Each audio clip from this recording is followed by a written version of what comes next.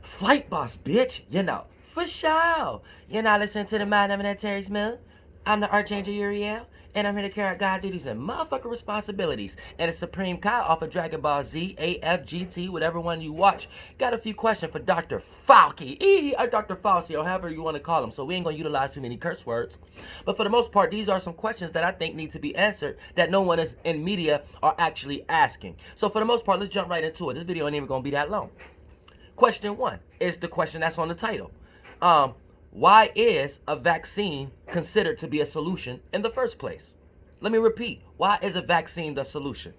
Because here's what it makes us all think in the first place if we don't have common sense. Well, we might be in a world full of dumb, deaf, blind, sheep, and weak individuals, but, you know, once they start to wake up and utilize their common sense, right? Let's disregard the fact that this virus is actually real or anything of that nature, right? And let's just get into the common factor of the conclusions or the solutions that we come to actually handle these things. Basically, coming up with a vaccine, anytime another virus come around, that's the only kind of solution that we come up with, a vaccine. So we're going to need a vaccine anytime there's a new virus come around. So let me question this again, because I need answers. Why is a vaccine a solution when y'all could just come up with, or supposedly a new virus can come, or a new virus y'all can make up come around?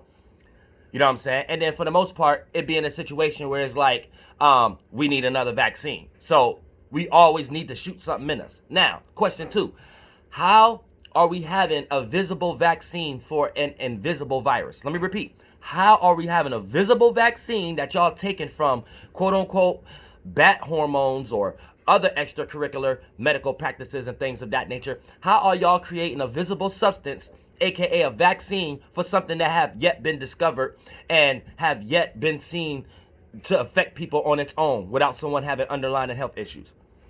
And y'all don't even have a microscopic picture or image or way of determining what the COVID-19 actually is. And these images that y'all have on the internet, y'all know these are computer models. So for the most part, let me repeat, how are we having visible vaccines for an invisible virus? Question 3, what's the point of a vaccine if we don't know if it's coming back or not? So why are you guys so bent on rushing to create a vaccine that no one wants to take anyway? So I don't even know why y'all wasting money. But for the most part, well, because no one even caught the flu until they got that virus, that vaccine that y'all made everybody get. And then that's when everybody got chicken pox and things of that nature. But before we get to there, what's the point of a vaccine if we don't even know if it's coming back or not? So we get a vaccine now, and then per se, we have another wave. Is we going to need another vaccine again? You see what I'm saying? For the same thing? So what's the point of y'all rushing for a vaccine if y'all going to keep talking about things of third waves, fourth waves? Then the vaccine is pointless at that point. Now, also, another question. Why do we need a vaccine for something that's weaker than the common cold? Now, this question could be asked by anybody who actually believe in this COVID-19 coronavirus thing. But for the most part, even for the people who believe in it, this is a good question that y'all can ask. Why do we need a vaccine for something that's weaker than the common flu? We know an old person with a weak immune system that got underlying health issues can die from a common flu, from a common cold. So for the most part, let me repeat. Why are we going through extreme measures and changing laws and things of that nature for a virus that's weaker than the common cold? And last question. Why is injecting our body with shit is smart on any level? Think about this. Before you want to be like, watch certain Fox News or MSNBC, and then before you want to get lost because you programmed by their channels, so your comment is going to be like this. Hey everybody, let's look at the comment section at all the real scientists and stuff like that. As if you're being sarcastic, as the comment section don't know what they're talking about. Where a lot of times in the comment section, a 3-year-old baby with common sense can see that this motherfucking bullshit. You see what I'm saying? So for the most part, this is what you need to understand. If you that type of individual that's lost into whoever got a credential. You see what I'm saying? Because you know credentials are used, books are used, literature are used, art are used, words are used, sometimes against you. Keep that in motherfucking mind. And if you don't even know how to build on that, my channel is not for you. But for the most part, like I said, right? why is injecting our body with shit is smart on any level in the first place?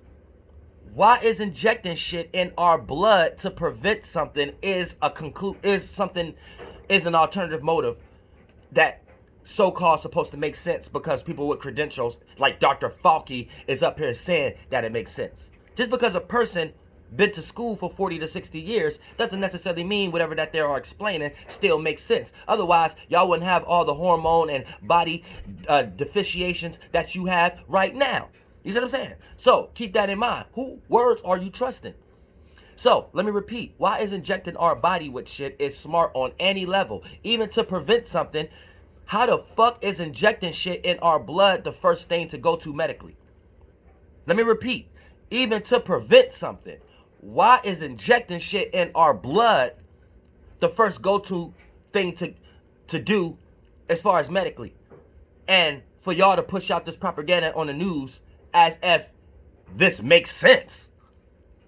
And it doesn't make sense. And y'all don't even reach that surface level. Y'all don't even reach that depth level of it. Y'all surface level on things that which y'all think makes sense. Oh, we got people out here telling people don't social distance or don't wear a mask. These people don't make sense. You only make sense to a person that believe in this virus in the first place and feel like the only reason that the laws and the shadow government utilizing their puppets and politicians and presidents and you only think that the reason why they're not letting the economy free up again is because there's an actual virus floating around. So they're like your gods in some way, shape, or form.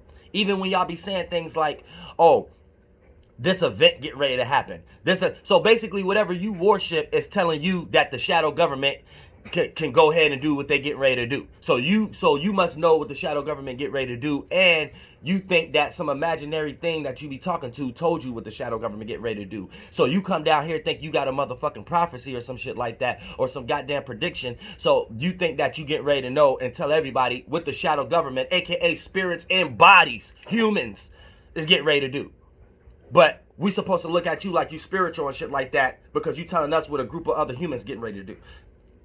You see what you get it? So, don't get lost into no shadow government and their words and terminology that attracts a lot of attention just due to the fact of it has a bunch of fear energy that backs and support it.